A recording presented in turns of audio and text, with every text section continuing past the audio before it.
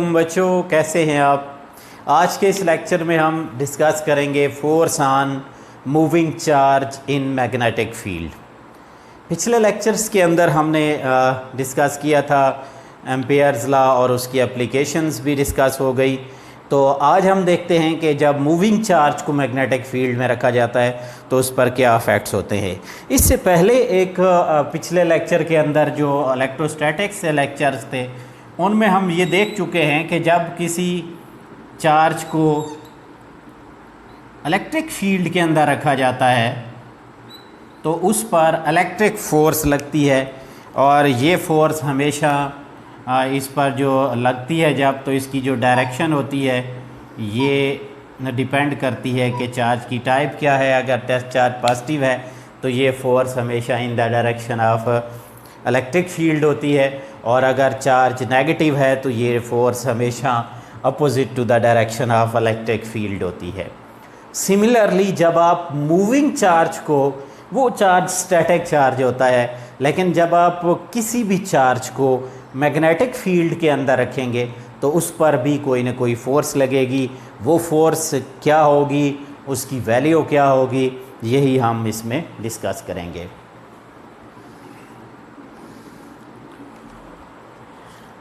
Suppose हमारे पास एक reason है जिसमें मैग्नेटिक फील्ड मौजूद है और ये field directed into the page है, जैसा कि आपको मैं यहाँ फिगर के अंदर यहाँ दिखा रहा हूँ। ये आपको बना के दिखाया गया है कि एक फील्ड है जो कि डायरेक्टेड इनटू द पेज है। आपने ये एक डायरेक्टेड इनटू द पेज आपने मैग्नेटिक फील्ड ले लिए। उसके बाद सपोज़ करें कि ए चार्ज Q, कोई भी चार्ज Q है, it इंटर्स the magnetic field with velocity v। इसको इंट्रोड्यूस कराया जाता है मैग्नेटिक फील्ड के अंदर वेलोसिटी v के साथ। तो उस वक्त जो मूविंग चार्ज होगा इस पर एक फोर्स लगेगी जो कि होगी F = QV cross B sine theta into unit vector n, और मैग्नीट्यूड की फॉर्म में लिखा जाएगा तो F = QVB साइन थीटा। इसके साथ फिर यूनिट वेक्टर नहीं आएगा। क्या किया मैंने कहा कि मैं एक मैग्नेटिक फील्ड लेता हूँ जो एक रीजन में है, डायरेक्टेड इनटू द पेज है, पेज के अंदर की तरफ है, और उसके अंदर एक चार्ज Q को इंट्रोड्यूस कराया जाता है जिसकी नौइयत मुझे नहीं पता है कि ये पॉजिटिव है या नेगेटिव है, और मैंने इसको इंट्रोड्यूस कराया है मैग्नेटिक फील्ड के अंदर। और इसकी वेलोसिटी जो चार्ज जब इसमें इंटर हो रहा है तो उस वक्त इसकी वेलोसिटी v है। तो फोर्स के कंसेप्ट के मुताबिक इस पर जो फोर्स होनी चाहिए F = QV क्रॉस B होनी चाहिए, जिसको हम v क्रॉस B है, चूँकि क्रॉस प्रोडक्ट है हम इसको लिखते हैं QVB साइन थीटा, और F मैग्नीट्यूड जो होगा वो होगा QVB sine theta. Unit vector इसके साथ नहीं आएगा। फिर सवाल ये उठता है कि ये जब फोर्स लग जाती है तो इस फोर्स की कोई ना कोई डायरेक्शन जो होगी उसको कैसे फाइंड करेंगे। उसकी डाटा हम फ्लेमिंग लेफ़्ट हैंड रूल से फाइंड करते हैं। फ्लेमिंग लेफ़्ट हैंड रूल ये है, स्ट्रेच करें थंब को, फोर फिंगर यानी पहली उंगली को, और मिड फिंगर को राइट एंगल के ऊपर एक दूसरे से। पहला काम ये करें, और इनको कैसे स्ट्रेच करें, इस तरह स्ट्रेच करें कि ये आपका जो पहली उंगली है ये मैग्नेटिक फील्ड की डायरेक्शन में होनी चाहिए, ये वाली। ये जो दूसरी उंगली है इसको आपके वेलोसिटी की डायरेक्शन में, अगर ये वाला वेलोसिटी की डायरेक्शन में होगा तो ये जो अंगूठा होगा आपका ये फोर्स की डायरेक्शन शो करेगा। सपोज़ अगर इस केस में देखें, फील्ड अगर डायरेक्टेड इनटू द पेज हो और मैं क्या करूं, इस वेलोसिटी v के साथ ऑब्जेक्ट को इस तरफ मूव कराऊं तो क्या होगा, वेलोसिटी के साथ जो ही मैं इसको मूव कराऊंगा तो इस पर अंगूठे की डायरेक्शन में फोर्स लगेगी, और ये फोर्स क्या करेगी, बॉडी को, जो चार्ज पार्टिकल मूव कर रहा होगा उसके पाथ को चेंज करेगी। एक और इम्पॉर्टेंट बात यहाँ पे मैं आपको बता दूँ कि ये फोर्स, इसके कुछ स्पेशल केसेस होते हैं, यानी डायरेक्शन अगर आपको चाहिए होगी तो डायरेक्शन के बारे में आप क्या कहेंगे, we can find direction by Fleming left hand rule. Left hand rule मैंने आपको बता दिया कि क्या होता है। अब नेक्स्ट इसके अंदर आ गई इसके स्पेशल केसेस। इसके स्पेशल केसेस क्या होते हैं? क्या ये फोर्स हमेशा इसकी वैल्यू एक ही रहती है या ये वैल्यूज़ चेंज होती हैं? क्या इस फोर्स की वैल्यूज़ चेंज होंगी? तो सबसे पहले आप स्पेशल केसेस के लिए इसमें theta is equal to 0 put करें तो F is equal to Q V B sine 0 होगा और ये फोर्स आपकी 0 होगी। मतलब आप अगर किसी भी चार्ज बॉडी को मैग्नेटिक फील्ड के पैरेलल मूव कराओगे तो उस पर ये फोर्स कोई एक्शन नहीं दिखाएगी, ये फोर्स आपकी 0 होगी, जिसका मैग्नीट्यूड 0 होगा। दूसरा केस, थीटा अगर 90 डिग्री होगा तो F is equal to Q V B sine 90। इस वक्त ये फोर्स मैक्सिमम रिज़ल्ट देगी और मैक्सिमम का मतलब ये है कि जितना भी फोर्स का अफेक्ट होगा वो इस वक्त आपको दिखाई देगा। तीसरा केस, अगर फोर्स की वैल्यू हो थीटा की 190 180 हो तो आपके पास F होगा क्यू वी बी साइन 180, यानी एंटी पैरेलल टू फील्ड अगर मूव कराया जाए तो उस वक्त भी आपकी जो फोर्स होती है वो 0 होगी। 0 होने का मतलब ये है कि इस वक्त भी ये कोई अफेक्ट नहीं कराएगी। दूसरा सवाल कि ये फोर्स जब मूव कराएगी बॉडी को उसको तो क्या करेगी? ये क्या कोई उस बॉडी के ऊपर क्या प्रोसेस करेगी? तो ये बॉडी को जस्ट डिफ्लेक्ट करेगी अपने पाथ से, यानी उसका स्ट्रेट पाथ होगा तो उस पे पाथ को बेंड कर देगी। बाकी ये फोर्स उसको कोई वर्क वगैरह उसके ऊपर नहीं करेगी। इसलिए इस फोर्स का दूसरा नाम जो है वो हम इसको डिफ्लेक्टिंग फोर्स भी कहते हैं। यानी ये फोर्स हमेशा बॉडी को डिफ्लेक्ट करने के लिए यूज़ की जाती है, यानी जब किसी चार्ज बॉडी को डिफ्लेक्ट करवाना हो तो इसको हम यूज़ करते हैं। आइए ज़रा देखिए कैसे डिफ्लेक्शन करेगी, क्या होगा। मैं एक केस एक दो दिखाता हूँ आपको। सपोज़ मेरे पास एक मैग्नेटिक फील्ड है, ये मैग्नेटिक फील्ड लाइंस की डायरेक्शन है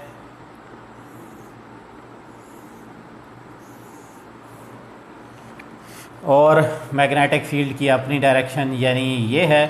आपने क्या किया है, यहाँ पर एक थीटा 0 के ऊपर ये जब आप फील्ड के अंदर इंटर करोगे तो उस वक्त ये फोर्स कुछ नहीं करेगी। जब आप ये थीटा 0 से लेकर थीटा 90 के बीच में कहानी चल रही है इसकी, थीटा 0 पे होगा तो कुछ नहीं करेगी, लेकिन जब आप थीटा को थोड़ा सा बढ़ाओगे तो ये फोर्स उस बॉडी को डिफ्लेक्ट करेगी। जब जूँ फोर्स बढ़ती जाएगी तो ये डिफ्लेक्शन भी बढ़ता जाएगा और आपका जो पार्टिकल का पाथ है वो मोर स्पाइरल होता जाएगा, मोर सर्कुलर होता जाएगा। और जब 90 पे आएगा तो वहाँ पर स्पाइरल पाथ जो है वो बहुत ज़्यादा स्ट्रेंथ रखता होगा, वहाँ पर उसकी जो स्ट्रेंथ होगी, स्पाइरल स्ट्रेंथ, वो बहुत ज़्यादा होगी। यानी सादा अल्फाज में ये है कि मैं अगर सादा अल्फाज में यूँ कहूँ कि वेलोसिटी और फील्ड जब पैरेलल होंगे तो फोर्स 0 होगी, तो बॉडी जो है वो स्ट्रेट फॉरवर्ड मूव करता रहेगा। हो सकता है कि उसके पाथ में यहाँ पर कोई बेंडिंग ना आए, लेकिन जूँ एंगल 0 से आगे जाएगा साइन कुछ ना कुछ वैल्यूज़ देना शुरू कर देगा। F is equal to Q V B sine theta है, ये थीटा कुछ ना कुछ वैल्यूज़ देगा तो ये फोर्स डिफ्लेक्टिंग फोर्स में चेंज होती जाएगी और बिल आखिर 90 डिग्री पे जाके ये फोर्स इतनी डिफ्लेक्टर हो जाएगी कि ये बॉडी के पाथ को, स्ट्रेट पाथ को सर्कुलर पाथ में चेंज कर देगी और इस चेंज पाथ की वजह से उस बॉडी की जो मूवमेंट है वो स्ट्रेट नहीं हो पाएगी, फिर वो थोड़ी ही दूर जाएगा और स्ट्रेट की बजाय वो सर्कुलर मोशन करेगा या वो स्पाइरल मोशन करेगा, यानी ऐसे मूवमेंट करेगा कि उसकी मोशन लगेगी कि ये स्पाइरल है, फॉरवर्ड डायरेक्शन में भी जा रहा होगा और वहाँ पे उसकी स्पाइरल मोशन होगी। जैसा कि आपको बुक के अंदर एग्जैक्टली फिगर में दिखाया गया, यही यहाँ पे भी कि आपका इनिशियली इसका रिफ्लेक्शन इतना नहीं होगा, फिर जो आप एंगल को बढ़ाते जाओगे तो डिफ्लेक्शन हाईएस्ट रीच पे हो जाएगा। अगर पाथ हो गया स्पाइरल पाथ। नेक्स्ट चीज़ बेटा इसमें एक इसके अंदर जो है आपने रिलेशन फॉर फ्रीक्वेंसी इसका निकालना है। इसी के अंदर आप इसकी फ्रीक्वेंसी का रिलेशन निकाल दें किसी मूविंग बॉडी का।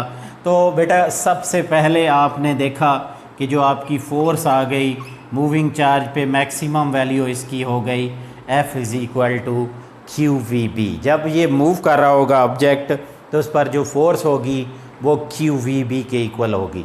दूसरी बात यहाँ है कि जब वो फोर्स मैक्सिमम होगी तो बॉडी सर्कुलर मूवमेंट शुरू कर देगा, उसकी मूवमेंट सर्कुलर हो जाएगी। वाह भाई, सर्कुलर क्यों होगी? क्योंकि बेंडिंग फोर्स है, डिफ्लेक्टिंग फोर्स है, तो उसको मूव कराएगी। इन दोनों फोर्सेस के मैग्नीट्यूड इक्वल होंगे, इसलिए हम इसको यूं लिखते हैं F, यानी आप ये कह सकते हैं कि F मैग्नेटिक और ये F सेंट्रीपिटल, ये दोनों आपस में इक्वल हो गई हैं। अब इसमें से V काट दें, ख़त्म कर दें। mv/r is equal to QB।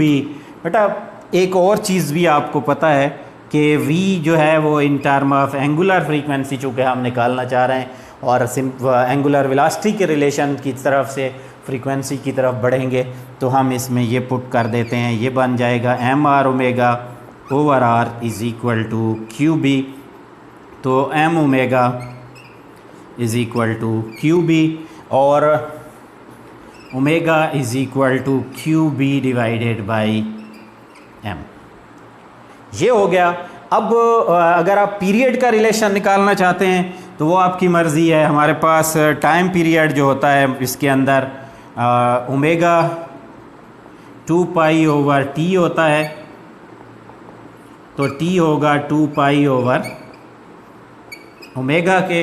इसमें आप अगर इसकी वैल्यू लगा दें तो ये होगी 2π डिवाइडेड बाई QB/m। तो T की वैल्यू आ जाएगी 2πm,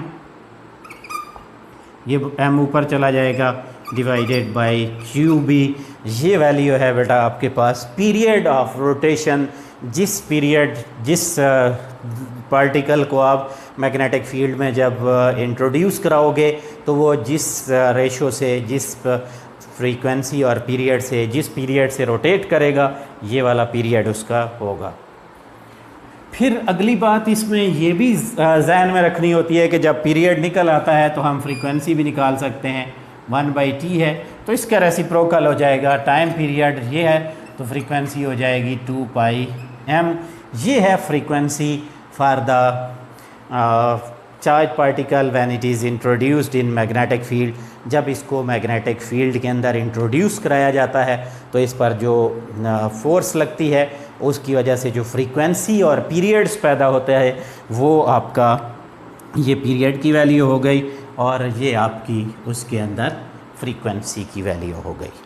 लास्ट चीज़, लेट मी क्लियर, एक और क्वेश्चन अक्सर पूछा जाता है बेटा, वो ये होता है कि कितना work done by magnetic force कितना होगा। आपसे अगर कहा जाए कि F is equal to QVB, एक बॉडी पे फोर्स लग रही है और यानी चार्ज पार्टिकल पे, तो इसका वर्क कितना होगा? वर्क कितना होगा? पहली बात तो ये है कि आप इस चीज़ को समझें, ये अगर फील्ड है, ये अगर वेलोसिटी है, ठीक है, तो इस केस में तो हमारे पास ये फोर्स ही ज़ीरो होगी। तो इसका मतलब ये हुआ कि हम जब भी फील्ड को अंदर बॉडी को इंट्रोड्यूस कराते हैं तो हम उसकी वेलोसिटी और फील्ड परपेंडिकुलर रखते हैं। क्या रखते हैं? वेलोसिटी और फील्ड को परपेंडिकुलर रखते हैं। अब जब वेलोसिटी और फील्ड परपेंडिकुलर होंगे तो बेटा आपकी जो फोर्स है वो तो इनके भी परपेंडिकुलर होती है, क्योंकि तीन चीज़ें म्यूचुअली परपेंडिकुलर होती हैं, आपकी फोर्स, वेलोसिटी और मैग्नेटिक फील्ड। ये तीनों परपेंडिकुलर होते हैं, म्यूचुअली ऑर्थोगोनल होते हैं। तो इस वजह से अगर आप W निकालोगे तो वो होगा F d cos थीटा। अब फोर्स और वेलोसिटी के बीच में चूँकि एंगल 90 होता है, फोर्स और वेलोसिटी हमेशा परपेंडिकुलर होते हैं। जब ये फोर्स मैक्सिमम होती तब है जब थीटा इनके बीच में 90 हो, तब जाके ये मैक्सिमम होती है। अगर फोर्स मैक्सिमम होगी तो एंगल यहाँ पे आप पुट कर देंगे 90 डिग्री, तो आपका वर्क क्या होगा? ज़ीरो होगा। It mean that no work is done by the electromagnetic force or force on moving charge in magnetic field। इस पर कोई फ़र्क नहीं किया जाता है। ये जस्ट डिफ्लेक्ट करती है एक बॉडी के पाथ को और उसके पाथ को मुख्तलिफ हिसाब से चेंज करती है।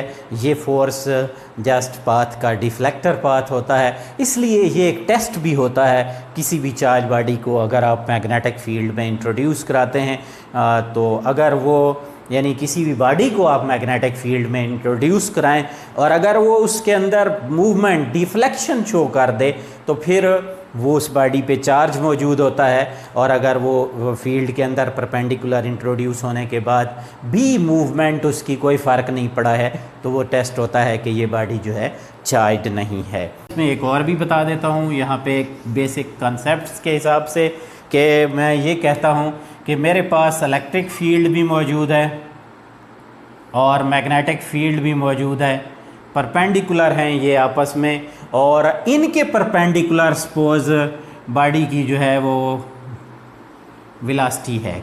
इन दोनों के परपेंडिकुलर सपोज आपकी जो है वो वेलोसिटी है बॉडी की। तो उस वक्त जब दोनों फोर्सेस लग रही होंगी तो इस पर कंबाइंड फोर्स एक लगती है जिसको कहा जाता है लॉरेंस फोर्स।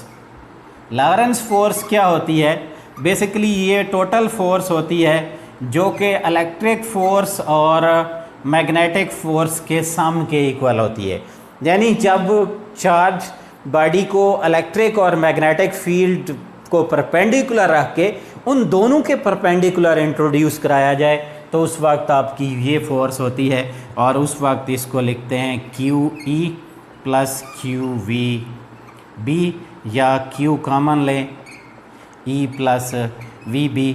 अगर बेटा आपका कभी ऐसा इत्तेफाक हो कि आपको कहा जाए कि एक चार्ज बॉडी है जो कि दोनों एक्सिस दोनों फील्ड्स के बीच में मूव कर रहा है, उसमें इलेक्ट्रिक फील्ड भी मौजूद है, मैग्नेटिक फील्ड भी मौजूद है। शर्त यह है कि इलेक्ट्रिक और मैग्नेटिक फील्ड परपेंडिकुलर हैं और वेलोसिटी उनके परपेंडिकुलर है। तो फिर आप क्या करोगे?